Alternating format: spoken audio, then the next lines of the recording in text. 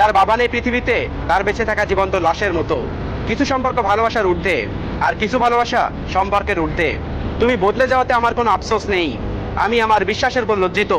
ভালোবেসে দেখো, কাঁদতে হবে, তবে তা প্রকাশ্যে নয়, রাতের অন্ধকারে। যে তোমার মিছে হাসির কারণ বোঝে না, সে তোমার ভিতরের যন্ত্রণা কিভাবে বুঝবে? যে মেয়ে আয়না দেখতে ভুলে যায়, তার থেকে বড় কষ্টে পৃথিবীর কেউ নেই। ভালোবাসার সব দিক থেকে বাতিক হলো, তার স্মৃতি মনে পড়তেই থাকে। তোমার মিথ্যা কান্না আমি বহুবার দেখেছি, কিন্তু আমার নীরব কান্না তুমি কোনোদিন দেখোনি। মানুষ থেকে মানুষ যোগী বানিয়ে মানুষকে আমরা ভালোবাসার মানুষ বলি। আমার কোনো ব্যস্ততা নেই, আমি সুখী হতে চাইনি, শুধু নিজের স্বপ্ন পূরণ করে একটু ব্যস্ত হতে চেয়েছিলাম। কারণ ব্যস্ততার অজুহাতে মানুষ সবকিছু বলে থাকতে পারে।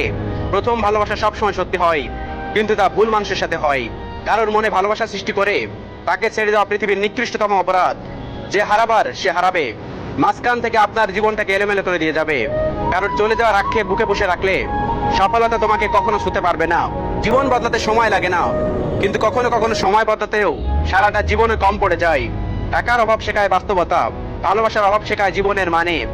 একই সাথে দুই অভাবে যারা ভোগে, তারা জানে জীবনে কতটুকু বেঁচে থাকার মানে।